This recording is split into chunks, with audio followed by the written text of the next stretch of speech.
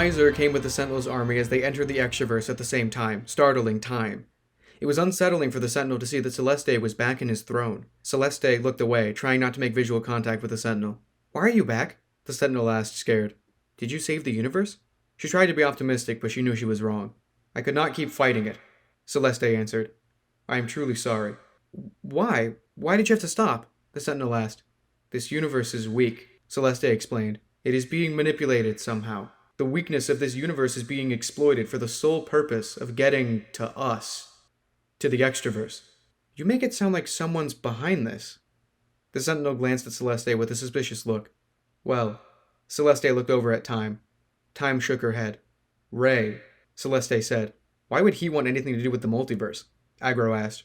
"His MO is too small scale. He wouldn't jump to something that cosmic." Nick spoke up. Celeste elaborated. "We do not know why, but he seems very focused on a weak spot in this universe. A weak spot, though unintentionally as all things of your doing tend to be, Sentinel, was made by you." "What?" the Sentinel asked. "At the peak of the highest mountain in Amalga 5, Time began. After Iliospherium and Mars collided and the massive wormhole closed, it brought up tons of rock with it, creating the mountain and something else. At the peak where the wormholes closed is the weakest point in that universe. Space-time itself was so drastically damaged by your war that it left a bruise on the universe. On 3 universes." Damn it. The Sentinel was beginning to realize. And now that the 3 universes are one, Vax realized too. The weak spot has been multiplied and is even weaker? Moving the entire planet through time also confounds the problem. The weak spot went with it, Life said. Sending a space-time bruise through space-time is like breaking an already broken bone. It wouldn't take much for it to shatter.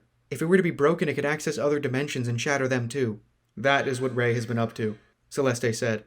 "Well, that's good to know," the Sentinel said, trying to be optimistic. "How do we stop him?" "That is the problem. He is currently untraceable." "What are you saying?" Vax asked. "We have to wait for him to come to us," Time said. "Simple as that." "And we can't fix the weak spot?" the Sentinel asked. "There is no way." Time shook her head. "So should we abandon the plan of sending the planet back then?" Miser asked. "It would be too dangerous, too risky." "It's still our failsafe. It's the best plan we got," Foxtrot argued. "Plus, it's a little too late now." "So that means we're on the clock?" Agro asked. "Nowhere is safe?" "Nowhere but the Pantheon." "Do we just wait for a call?" Nick looked around, lost for an answer. "I will come to all of you if anything needs your assistance." Life bowed. "Stay in the Pantheon," the Paradox Master demanded. "All of you. No one leaves, not even for a little bit." Ganto raised his hand. "What if I have to pee?" Vogar slapped the back of Ganto's head with his tail. "Hey!" Ganto held his head. "Thank you, Vogar." The Paradox Master pinched the bridge of his nose. "Go, all of you." As the Sentinel's army left the Extraverse through the door, Vax turned to the Sentinel. "We're just waiting for the inevitable, aren't we?" she asked.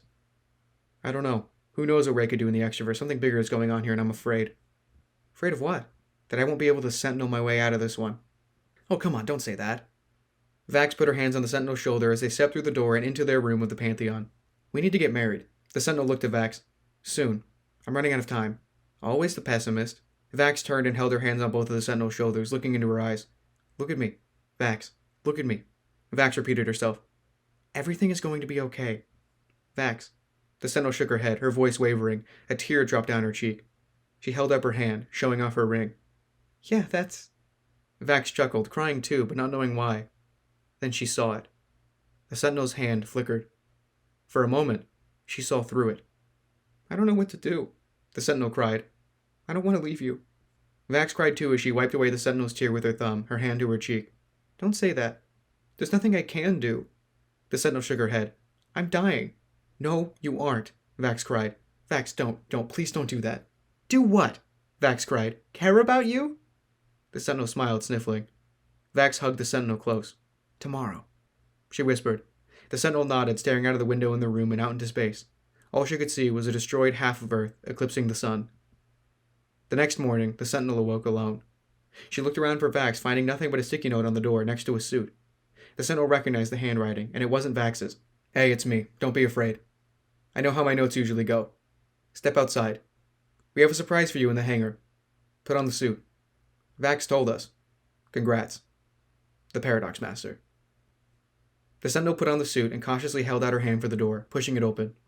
On the floor in front of her were small white petals from some sort of flower. Their edges were glowing a bioluminescent light blue.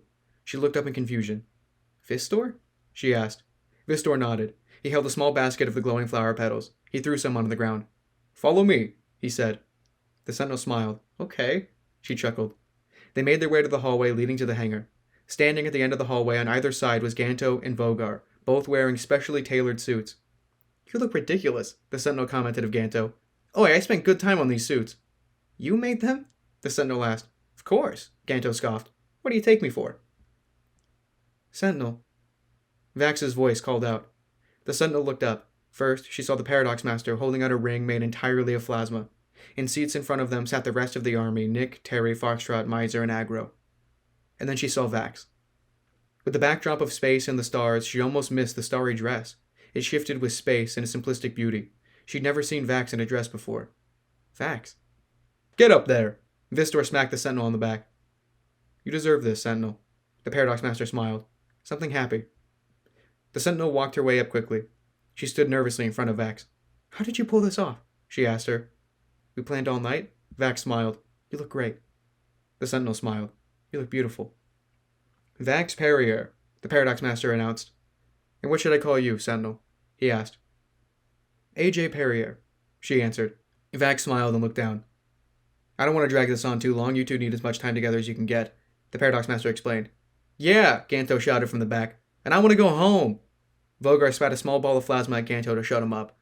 The Paradox Master continued. So let's skip straight to the vows. Vax. The Sentinel looked into Vax's eyes. Continue my legacy. Be the Sentinel when I'm gone. Sentinel, not now.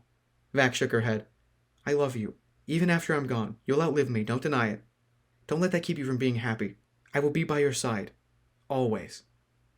Vax wiped away a tear. Until death do us part. She smiled as the Sentinel slipped on the ring for her that the Paradox Master had made. You know what to do. The Paradox Master smiled and stepped back. The Sentinel and Vax embraced, kissing for what the Sentinel felt could be the last time. The army rejoiced, clapping and cheering. Vistor and Terry tried their best with their stubby arms. Ganto wooed them on. Everything was going perfectly. The Sentinel was uneasy, though. Deep down, she knew that not all good things could last. She was right. A wormhole opened above the Paradox Master, Vax, and the Sentinel. Vita flew from the portal and slammed on the ground, skidding across the floor of the hangar, gasping for air. Vita! The Paradox Master called out. She landed right before Ganto. She looked up at him and told him with a weak voice, Ray found the peak. What? Ganto yelled. Ganto, what is it? The Paradox Master asked. Ray stood atop a mountain peak in the dead of night. Snow fell. His usually yellow animated face was glowing a deep red. Death lay on the floor beside him, winded and defeated. I know who you work for, Ray. Death grimaced. Ray turned his head slowly at him. Useless bird. His voice growled deeper. You're here. Death gasped, surprised, speaking as if he were talking to another entity entirely. After all this time. Ray held out his hand to Death, and a bolt of red lightning shot from his palm, knocking Death off the mountain peak. Death went flying. He opened a wormhole and fell through it as it closed. Ray turned his attention forward. He stared at his hand. Thanks for your help, but I can take it from here, he said. No, you cannot, he said, seemingly to himself. All right? He agreed. He held out his hand. Red plasma spread like a storm before him. The space in front of him, what seemed at first to be nothing, shattered like glass. A shockwave burst from it. Ray chuckled. A wormhole opened in the hangar again. This time, Death flew through, slamming on the floor next to life. The remaining army seated stood in a hurry. The Paradox Master ran to the Deusevi's aid. Vax and the Sentinel ran after him. So much for a low-key wedding. Vax chuckled. The Sentinel didn't respond. Vax shifted her eyes away. The Sentinel's silence worried her. What's happening? The Paradox Master asked. We need to get to the Extraverse. Death coughed. Now!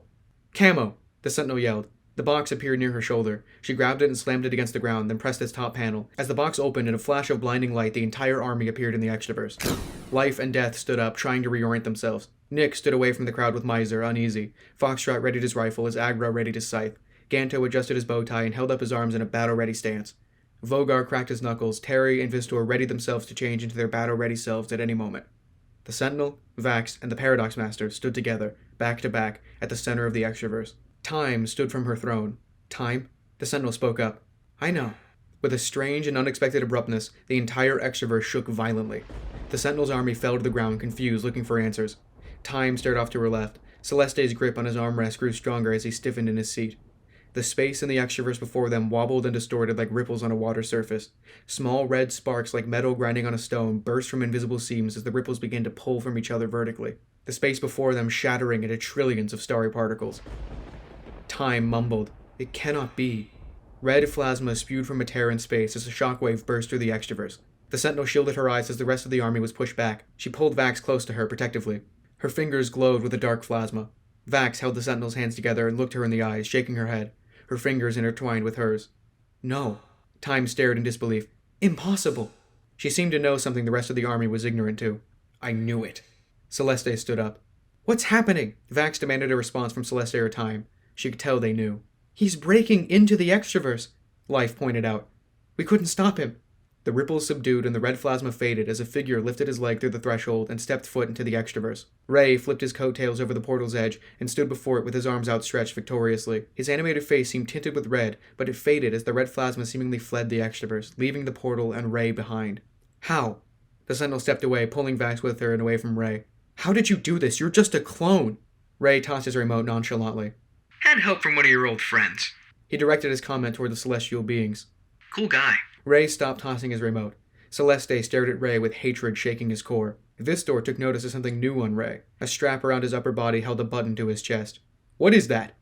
Vistor asked of the button. Oh, this? Ray looked down. It's nothing. "How did you get in here?" Time's voice boomed. "This is impossible." I already told you. "But you cannot use powers in the extraverse if you are from the outside." Death eyeballed Ray. "How did you manage?" "The foundations of the extraverse have been shattered," Time answered. "The outside and the in are now one and the same."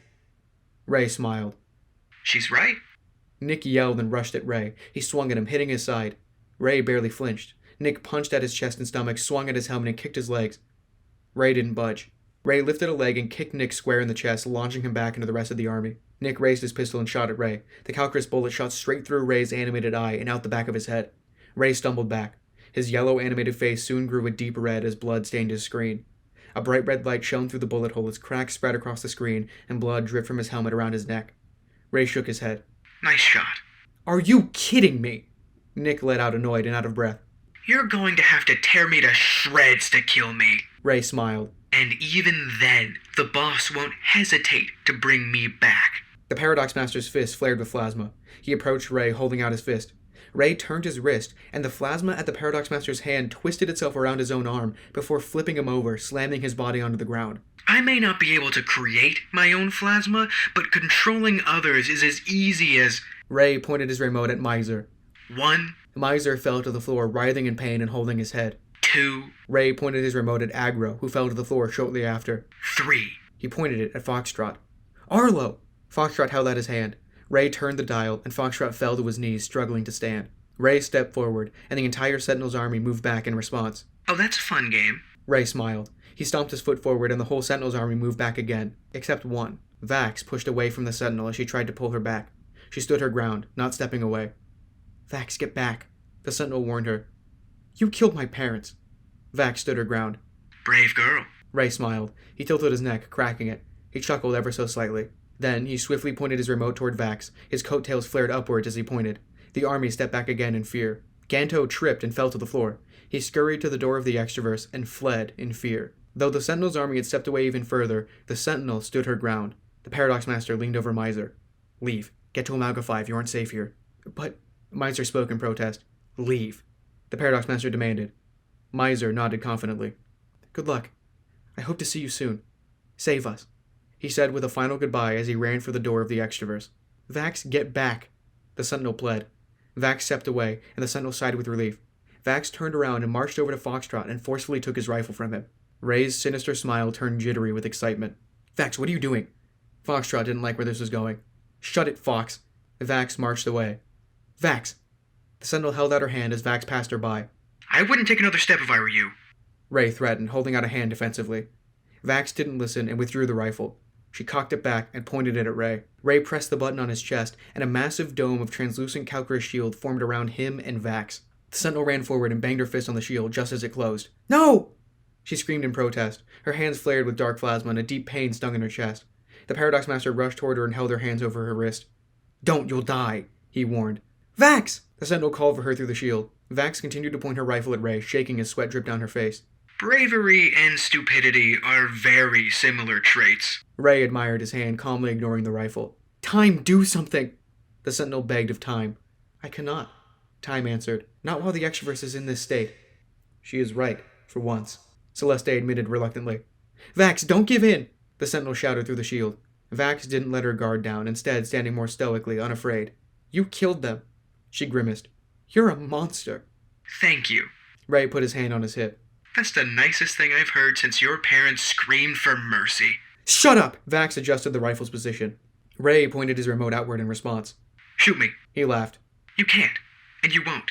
He teased. What do we do? What do we do? The Sentinel pushed away from the shield, begging the Paradox Master for help. I don't know. He shook his head. His face had drained of color, his eyes flooded with terror. You won't help out of spite. The Sentinel growled. Sentinel, we have the same past. She was my friend too. I'm not that petty. The Paradox Master retorted. The Sentinel didn't move her eyes from Vax. Shoot him! She screamed. Ray turned a dial. Boop. He chuckled. Ah! Vax stepped back, closing her eyes shut. Her vision warped as her old apartment came back into view. She watched herself climb and sit on the edge of the balcony rail, dangling her feet. She watched, speechless. Ray stood next to her in her vision.